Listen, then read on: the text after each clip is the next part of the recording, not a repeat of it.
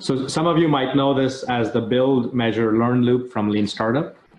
Из Lean стартапа некоторые из вас могут знать этот путь, когда мы строим, измеряем и изучаем полученные результаты. This is where we take some of the ideas that we write down on the Lean canvas and turn them into experiments.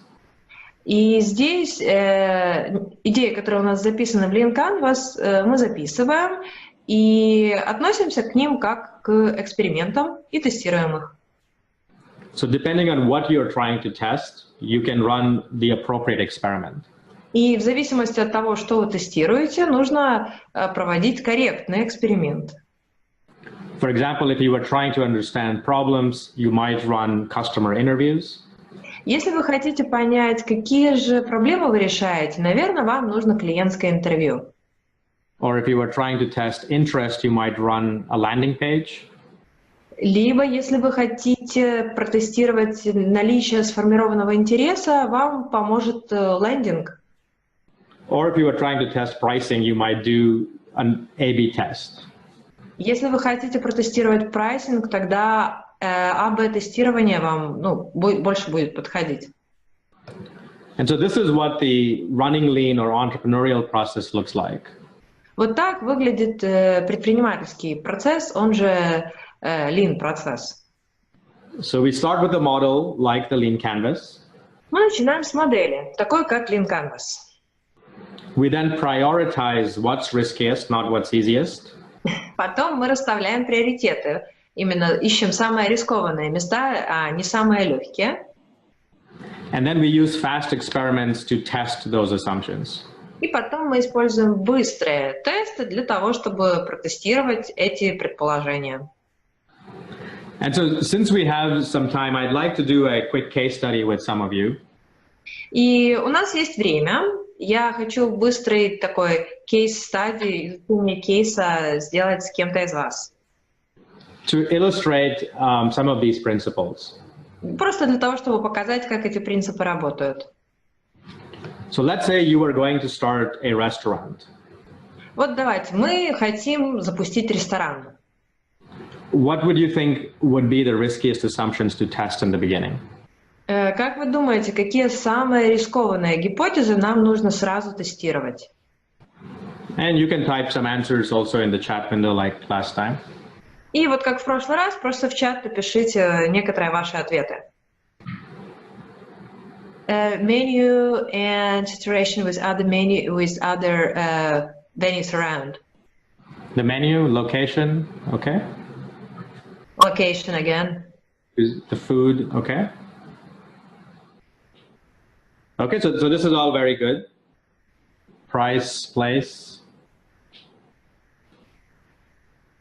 Okay, very good. So I would say that location is one of those things that is important. Да, конечно, месторасположение – это одна из тех вещей, которые очень важны. But I can also show you very bad restaurants in good locations. Но я также могу вам показать очень плохие рестораны в очень хороших местах.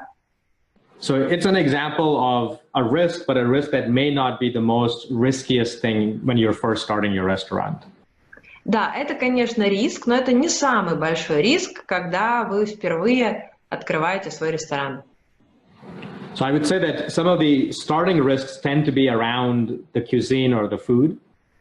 Я бы сказала, что самые большие риски на старте – это выбор кухни, выбор еды. And the way to think about it is, can you get one person, just one person, to eat what you cook? И вопрос в том, вы хотя бы одного человека найдете, который будет кушать то, что вы готовите. Because people have many options or existing alternatives. Потому что уже сегодня существует очень много разных вариантов и альтернатив. And so making that one person come and try your food. И пригласить такого человека прийти, попробовать вашу еду. Tests your value proposition, tests the fact that your food is attractive. Протестировать ваше ценностное предложение, протестировать то, что та еда, которую вы предлагаете, она привлекательна. Now, once you can get one is never enough. Ну и после того, как вы получили одного такого человека, один это никогда недостаточно.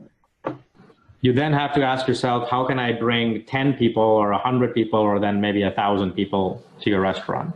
И потом нужно спросить себя, как в этот ресторан еще заполучить 10 людей, 100 или 1000.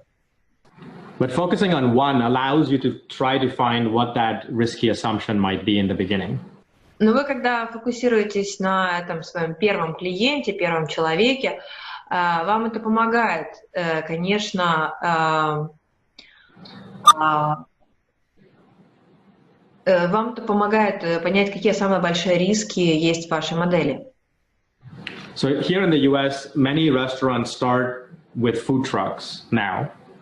Да, в Штатах сейчас очень многие рестораны начинают свою жизнь и путь с того, что они просто как фудтраки работают. Because it's a fast way to experiment. Это очень быстрый способ проэкспериментировать. They can get their product right before the big investment of going into a restaurant in an expensive location. То есть это помогает понять свой продукт еще до открытия дорогого ресторана в дорогом месте, до инвестиций интенсивной. So we'll do one more example. A lot of you know this company, Tesla. Да, мы сделаем еще один пример. Вы все знаете эту компанию Tesla. So Elon Musk had a big vision of building an electric car. И у Илона Маска было большое видение строения электромашины. So like the last time, what do you think would be the riskiest assumption in the early days of Tesla? И вот в ранние дни Теслы, что было самым рискованным предположением? So again, think about selling the first car. Electrification. Electrification, okay, but what about it? Подумайте про первую. If government is ready to do this. Okay.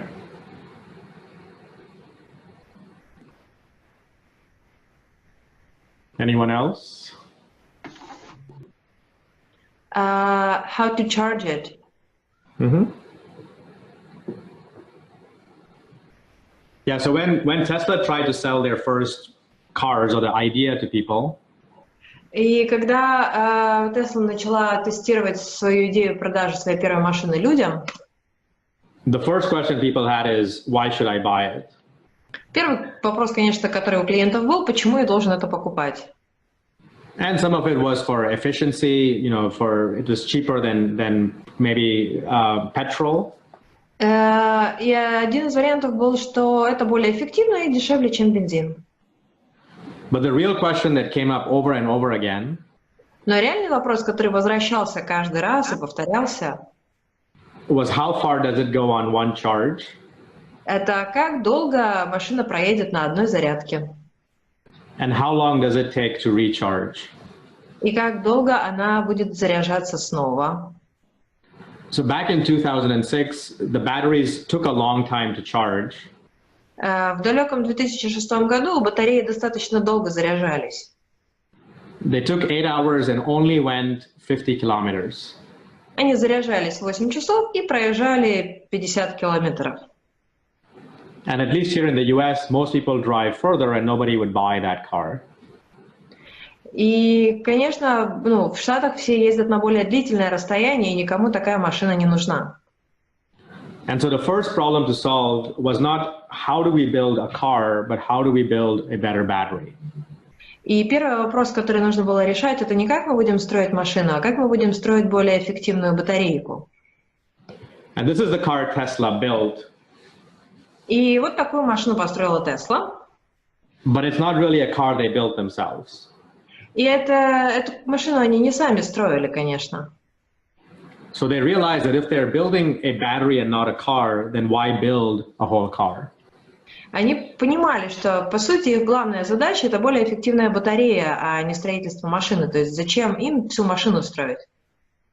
So they licensed this car from another company, Lotus Motors.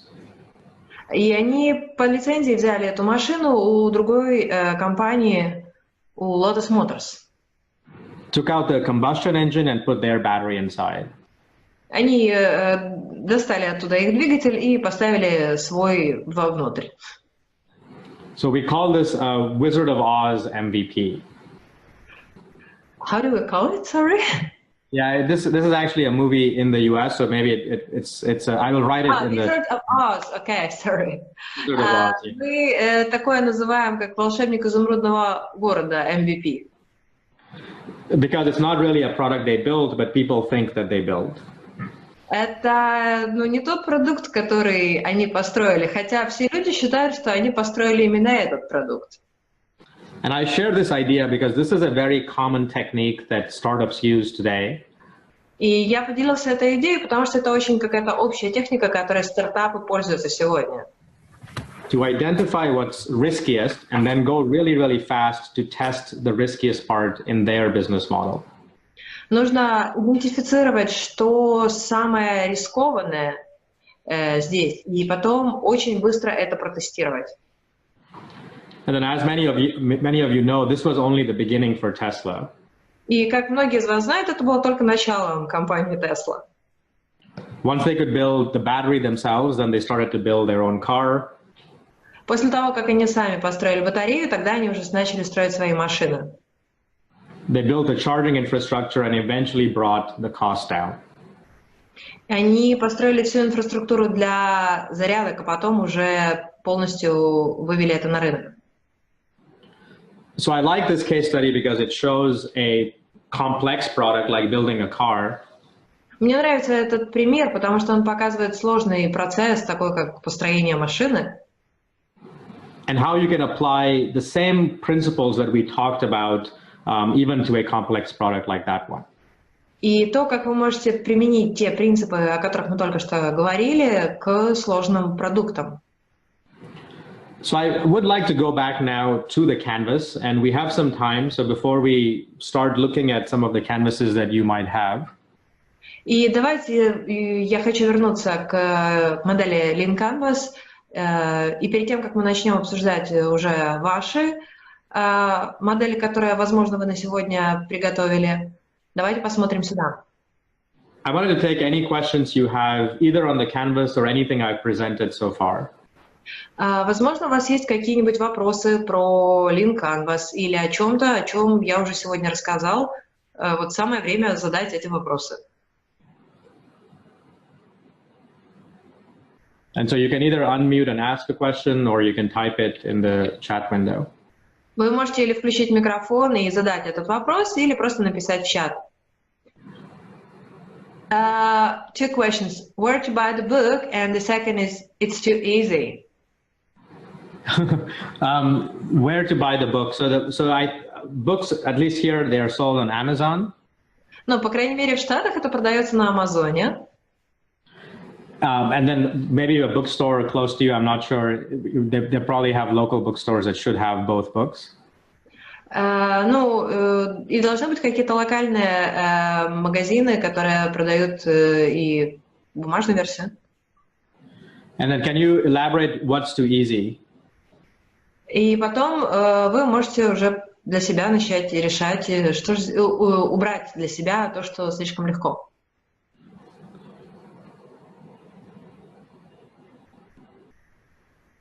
Oh, the question is, why do you say that Lean Canvas is a Lego?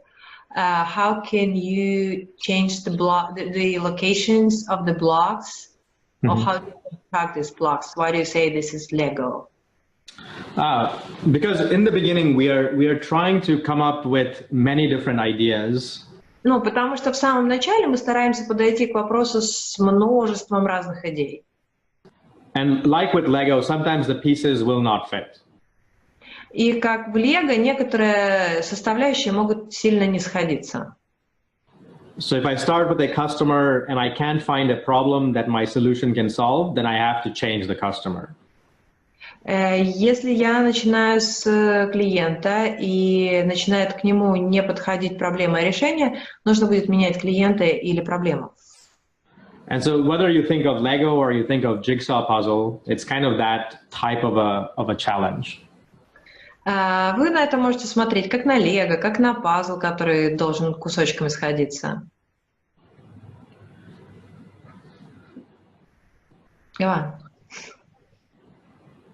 Okay.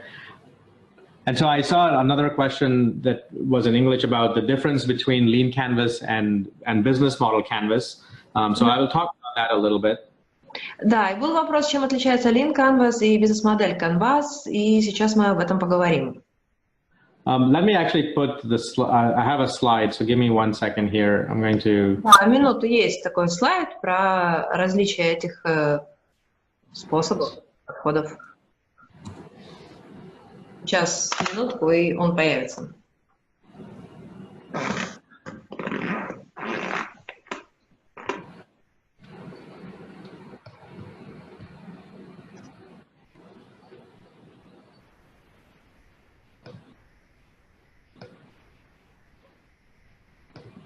Okay, so here I've shown the original business model canvas, and then the lean canvas changes on top of it.